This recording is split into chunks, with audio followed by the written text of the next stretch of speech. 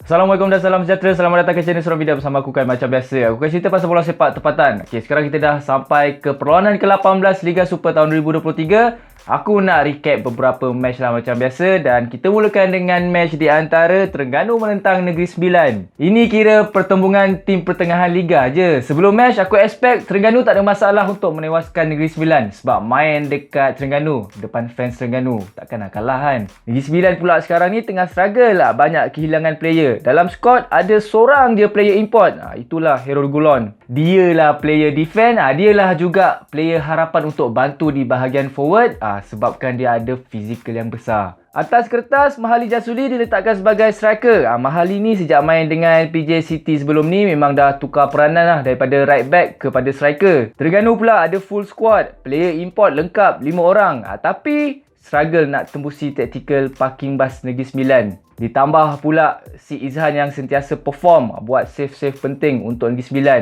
Negeri Sembilan ada peluang nak leading seawal minit ke-5 sebenarnya sebab diorang dapat penalti. Tapi itulah, harap sangat player import seorang ni ambil penalti. Sudahnya tak masuk. Terengganu ni attack, akhirnya dapat menjaringkan gol pertama pada minit ke-67.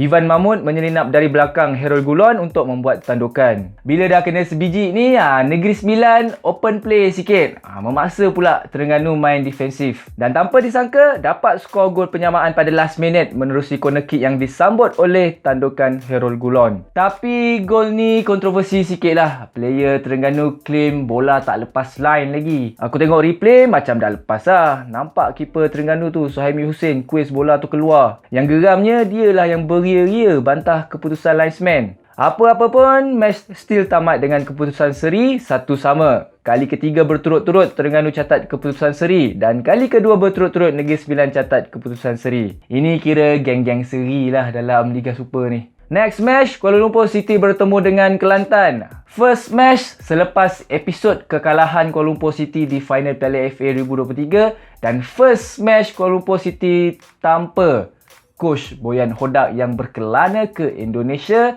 Dan ditambah pula tanpa perubahan player time transfer window kedua ni, aku ingatkan Kuala Lumpur City akan goyang sikit lah. Tapi nampak gayanya tak goyang lah Kuala Lumpur City ni. Diorang mudahnya membantai player-player muda Kelantan ni dengan jaringan yang agak besar, 5-1. Mula-mula tu nampak Kuala Lumpur City goyang jugalah sebab Leonardo Roland, striker baru Kelantan, berjaya skor daripada free kick seawal minit ketiga. Cuma lepas tu Kuala Lumpur City build up balik gameplay dan berjaya skor gol penyamaan pada minit ke-25. Dalam match ni, Zafri Yahya nampak perform pula bila main dekat attacking midfield. Romel Morales, calon player naturalisasi Harimau Malaya, ngam-ngam skor hat-trick bila Kim Panggon turun stadium. Bukan setakat tu je, J. Parthiban yang dah lama tak main tu pun boleh skor. Next, match terpaling highlight untuk perlawanan kali ni, JDT bertemu dengan Selangor. Pertembungan tim yang duduk di tempat pertama dan kedua Liga Super, tapi bukan pertembungan untuk merebut kejuaraan Liga Super. Kedua-dua tim ni ada misi diorang masing-masing. JDT dah confirm lah jadi juara Liga. Sekarang ni misi diorang just nak kekalkan momentum kemenangan diorang. Setakat ni tak ada mana-mana kelab, mana-mana tim yang berjaya mencipta rekod menang semua perlawanan Liga Super. Selangor pula dalam misi untuk mengukuhkan kedudukan tempat kedua diorang daripada dirampas Kedah Darul Aman, Seri Pahang ataupun Sabah. Sebelum perlawanan, kedua-dua tim JDT dan Selangor ada masalah kehilangan salah satu main player diorang. JDT kehilangan Forestieri yang mengalami kecederaan panjang dijangkit at least 6 minggu untuk recover. Selangor pula kehilangan Faisal Halim yang digantung oleh FAM selama sebulan.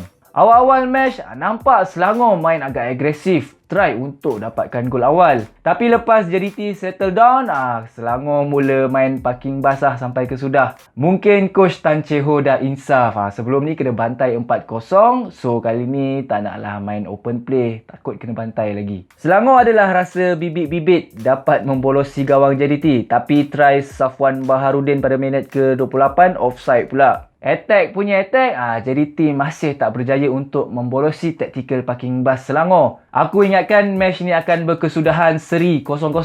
Kiranya Selangor berjayalah menggagalkan misi JDT untuk menang semua match Liga. Tapi akhirnya striker import terbaru JDT, Heberty Fernandez yang masuk time second half, berjaya skor gol pertama JDT pada minit ke-79.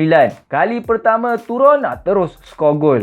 Minggu lepas lagi syok. Dia baru je sign kontrak. Belum turun training pun lagi. Tahu-tahu dah angkat satu piala lah. Situasi berbeza di kamp Selangor bila striker import baru diorang, Richmond Boakye, baru kali kedua diturunkan dah injured. Seawal minit ke-17 terpaksa dikeluarkan. Nampak macam serius injury tu sampai medik JDT pun join bantu bagi bantuan kecemasan. Gol kedua JDT hadir menerusi penalti di hujung match yang disudahkan oleh Bergson. So game over untuk Selangor.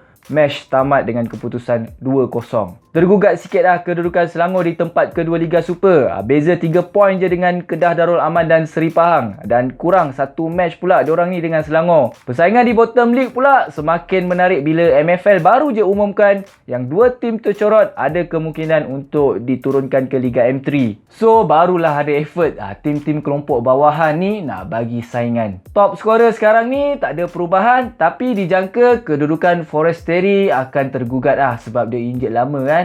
Aku rasa itu sajalah untuk video kali ni. Kita jumpa lagi on the next video. Assalamualaikum dan salam sejahtera. Bye bye.